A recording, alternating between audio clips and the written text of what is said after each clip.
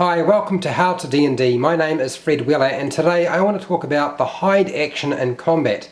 I've already done a video on the hide action, but I know that there are a lot of questions on the hide action and how it works in relation to combat, when you can use it, if you can use it. I'm going to actually take information that I've pulled out of sage advice from Jeremy Crawford. I have a situation here where the party are exploring a forest and they come across, as they're exploring, because they're moving with stealth and they're making stealth checks, and the rogue at the front here sees that there are two goblin guards hiding in some trees and there's a door leading into the side of a mountain, so they decide they're going to sneak up and try to engage those particular goblins. Unfortunately, in this situation, not enough of the party makes a stealth check that's high enough to beat the passive perception of the goblins, which is like a 9. So we engage in a combat, and we're now already in combat. So I'm going to move them around. So we've got one rogue, a fighter engaging this goblin here. We've got the wizard moving around, placing themselves here. The cleric is over here behind the fighter. These goblins decide to move up, and because they are working together, they're hoping to focus fire on the fighter who's battling them. What happens when it rolls round and somebody wants to use the hide action in combat? Do they get advantage on their attack? This is really the biggest thing that seems to crop up. So I'm going to start off with a level 1 character. This rogue here is a halfling. I'm going to use the character sheet from the Dungeons & Dragons 5e starter set. I'm going to bring that over here so you can see it. That particular character has a stealth or skill score of 7, and we're going to make a check. This particular character is going to use their action, not their bonus action because it's a level 1 rogue, their action to actually make a check. So they roll a 20-sided dice and they get a 7. 7 equals, add them together, it comes to 14. The goblins are already engaged in combat.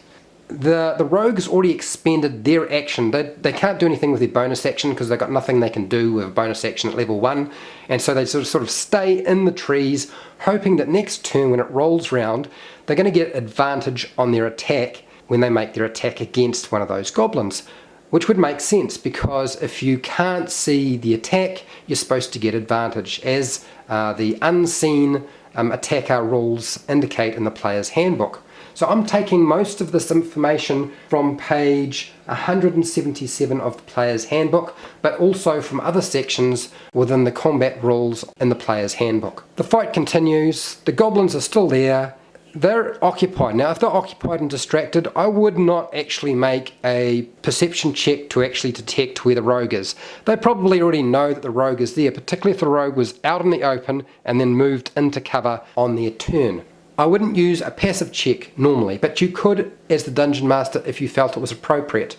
As a general rule, when things are distracted, and I would consider this distracted, I would probably not use a perception check. Whether it be passive or active, it really doesn't matter. But that's really up to the Dungeon Master. In any case, if you did use a passive perception check, their passive perception is 9, which is less than the stealth check. So it's successful. If I rolled a dice and I got a number that was less than 14, that could be a 10, 11, it doesn't really matter. As long as it's less than that, basically the rogue is undetected. So round 2 comes round, and we're now looking at a situation where the rogue will get sneak attack because there's somebody within 5 feet, but they're also going to get advantage on the attack. That's really how the rules are supposed to work. First level character uses their first round, expends that action, so they can't actually make an attack, so they get advantage on the following attack. And any character could do this. It doesn't have to be a rogue, it could be any character using the hide action. Now you need to have something to hide in. So whether that be total cover or heavy obscurity, you need something that you can actually hide in. So whether it be trees or a low-lying wall or something like that. Now the creatures might know that the rogue is actually there, but they don't know its exact location, so it makes it harder for them to move out of the way when a shot is fired at them. Now this is where it starts to get tricky. On the second round, when the rogue's turn comes round, they get advantage. They can make that attack with a ranged weapon, okay, as long as they stay in the cover. If the rogue were to step out here, out in front where they can be seen, they lose that advantage. They don't get to have their attack with advantage. If they stay in the cover or behind the cover, they get the advantage. So what about if I want to shoot behind, so I'm hiding behind a corner. If you hide behind a corner, you pop your head out to shoot, the Dungeon Master might say, no, you've been seen because you popped your head out. Or you might get a Dungeon Master who says, yes, you can do that without being seen. You can just sort of peep around the corner and take your shot. But as soon as you step out and you can be seen, you lose that advantage. That is how the rules are supposed to work. Okay, here we go. It is time to level up our rogue. And I know this is often the question that comes up. Can my rogue at level 2 with my bonus action use cunning action to hide and get that advantage on my attack every turn? And the answer is yes. That is the purpose of that rule, so that the rogue who only gets one attack can get advantage if they use their bonus action to take the hide action.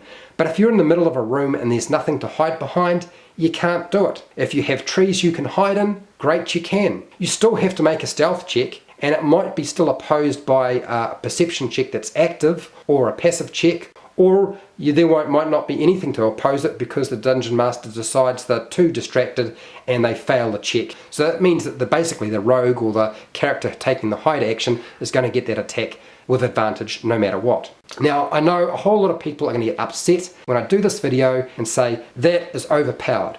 At low level it seems overpowered because they're getting sneak attack damage, but they only get one attack. And as you level up as a rogue, you still only have one attack. You don't get any more. You have to multi-class if you want more attacks. The rules are there to make sure the rogue can keep up at higher levels. Otherwise, you get one attack, you don't get advantage. If you miss, you do no damage. If you hit, you do your sneak attack damage, provided there's somebody within 5 feet, or you have advantage on the attack. If you are unsure about how this is supposed to apply in combat, please check Sage Advice, Jeremy Crawford. I will put a link in the description so you can check what I'm telling you now. If you found this video helpful or informative, please share, like and subscribe.